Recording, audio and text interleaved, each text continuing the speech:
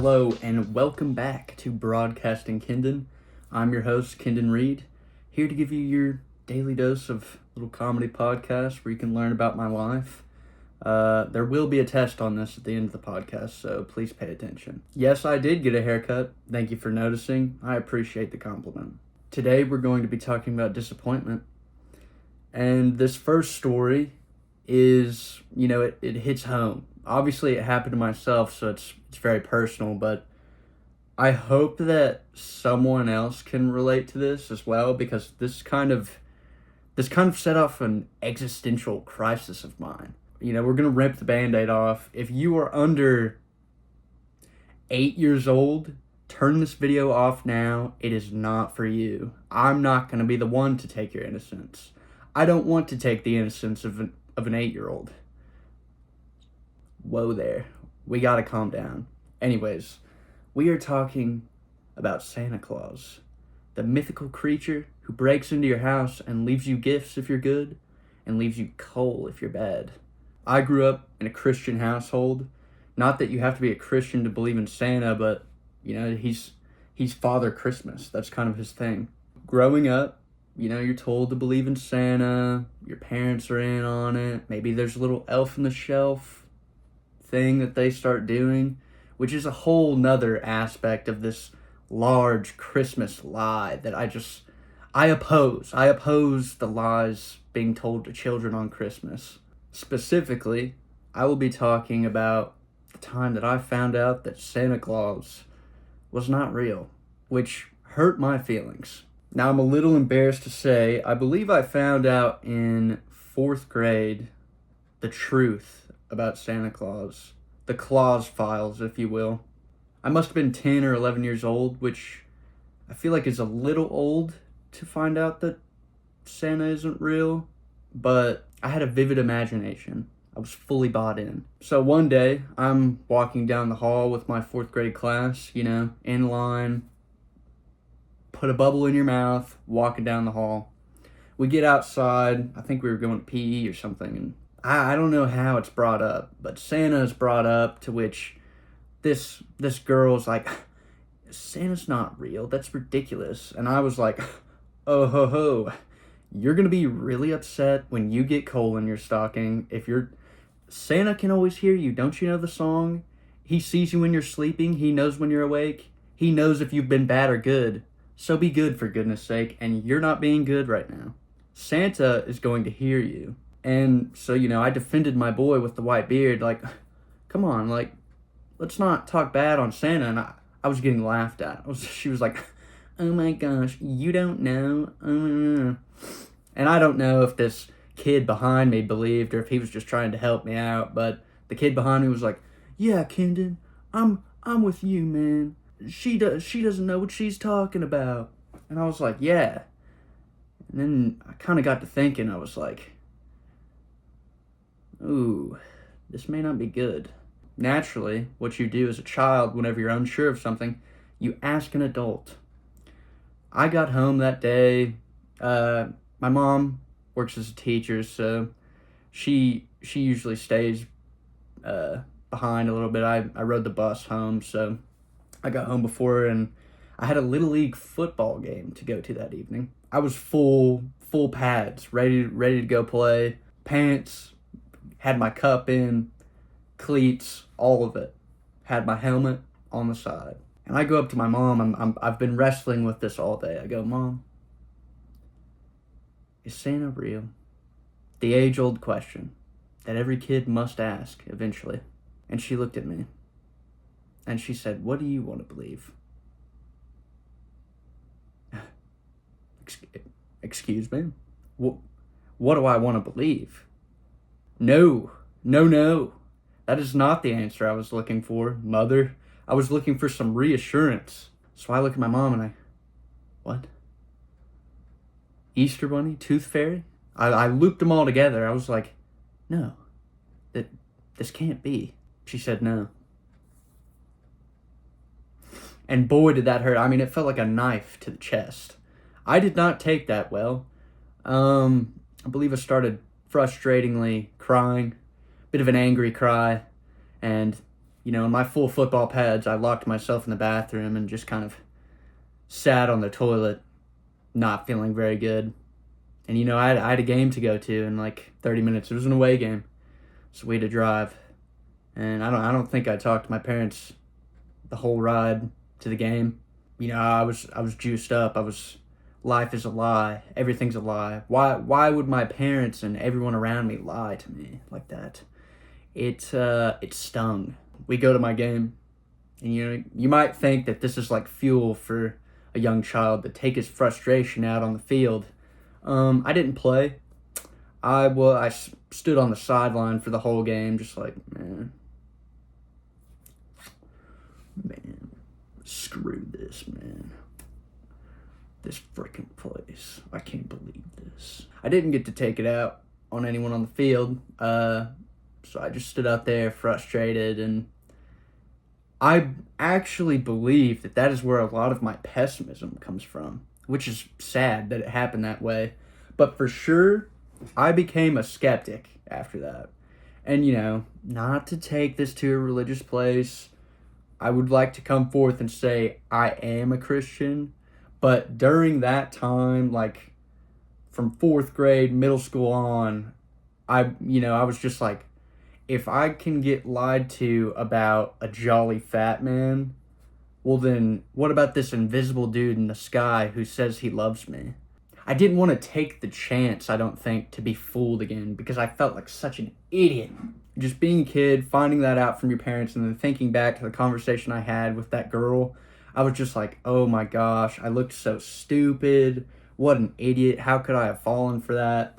So it became kind of this complex of like, I don't want to look stupid again. Like, I don't want to fall for the ruse again. So God became kind of a, I'm not trying to get super serious here, but for a while, my God seemed like something was like, I don't know. I defended something I loved once, and I was burned, so is this gonna burn me? I don't know. I still struggle with that. I'm kind of like I said, I'm kind of a skeptic about everything now, so that stinks, but I think some amount of skepticism is good, but it really, really hurt me and upset me for a while, and it took me a while to kind of fully get back on the train. Eventually I kind of just figured like, hey, if a man is willing to get tortured for me and everyone who liked him was like, yeah, no, he was the guy and we'll die on that, we will stand on business, seems like a good guy, he's the man for me, so that's how I kind of settled on it, but, to each their own. So to depart from the existential crisis of a 10-year-old, 11-year-old boy, I would like to go on to a bit of a funny story, but still disappointing. A couple years prior to me finding out Santa wasn't real, I was on a baseball team. I played baseball for a long time, from like 4 to 12, so I must have been I was probably 8 years old, 9, and we had a homecoming parade going on in our town, and we had a float.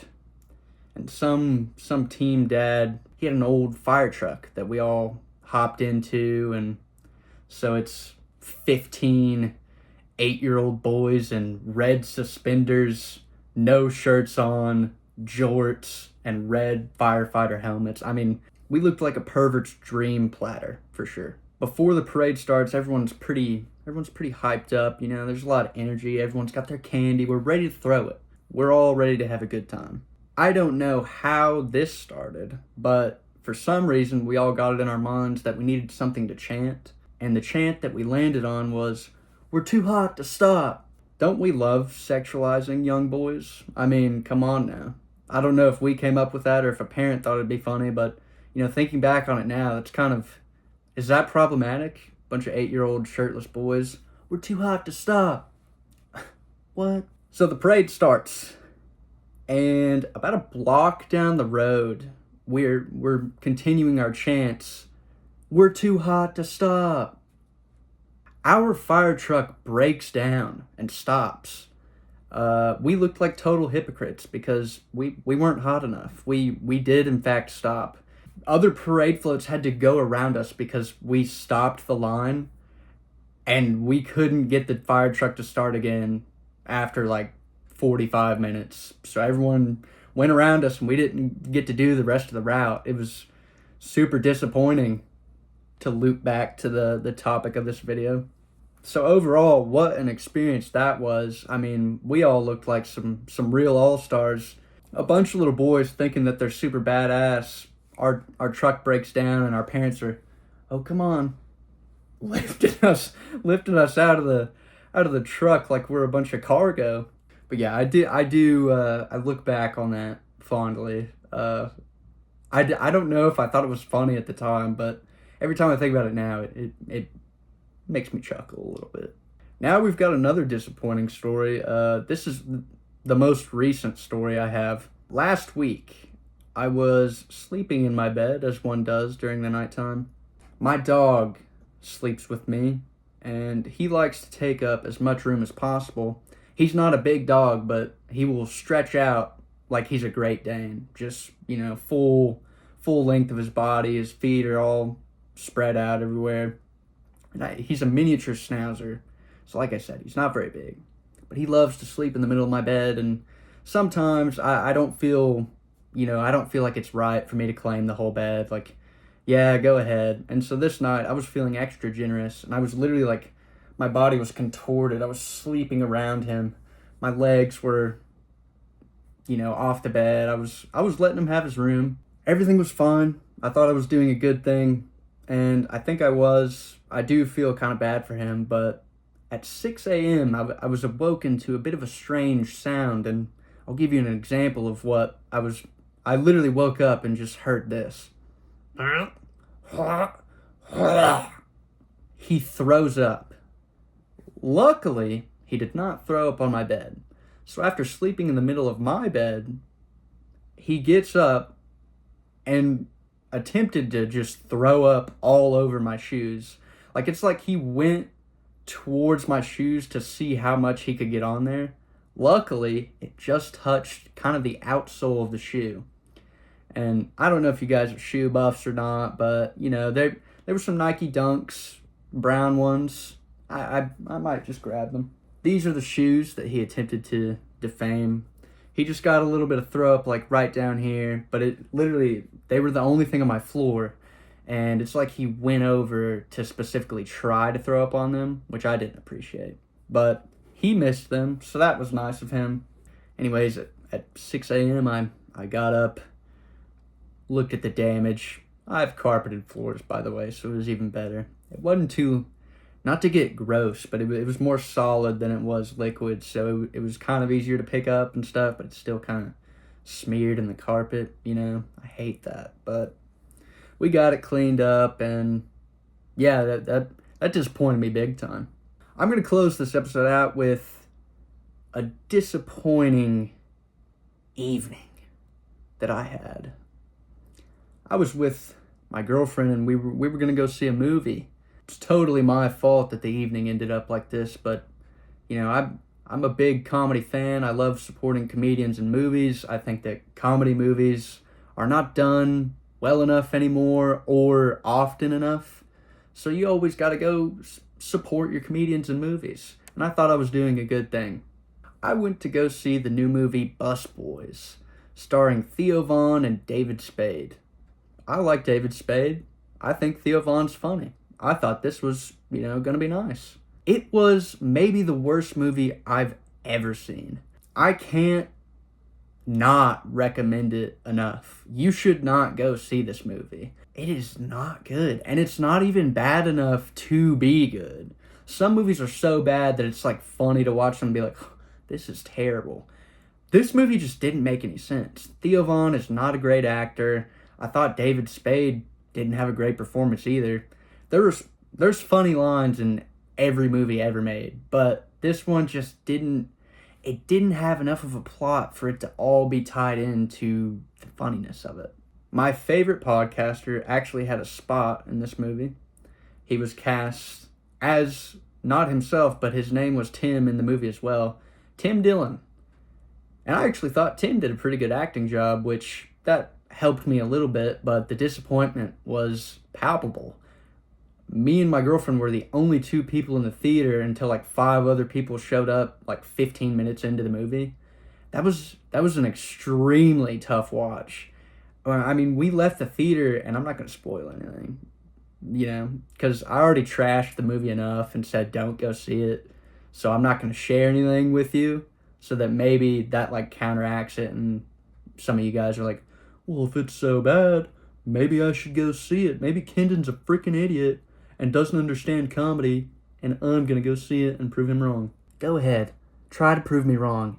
It is terrible. And I wanted it to be good. I wanted it to be a good movie. It is not. Objectively, it is a terrible movie. I was super disappointed. I believe Theo Vaughn and David Spade financed most of this movie themselves, which stinks that they're going to lose that money. But, I guess it was a good try. For some other comedy fans, Bobby Lee had a cameo in there. Trevor Wallace had a cameo. Those are all the comedians that I could pick out and remember. I'm sure there's more that slipped my mind, but disappointment all around recently. I think that's going to be it for this one. I appreciate you guys staying with me. Hopefully this episode wasn't disappointing. See what I did there? We're talking about disappointment, and I don't want you to be disappointed in what you're watching right now. Look at me go. Anyways, I appreciate you guys watching, and I hope you have a great day. I don't know that I've said this in my recent podcasts, but like and subscribe for me. Could you please? I'm asking you a favor. I owe you one if you like and subscribe. So go ahead and do that for me. All right. Thank you.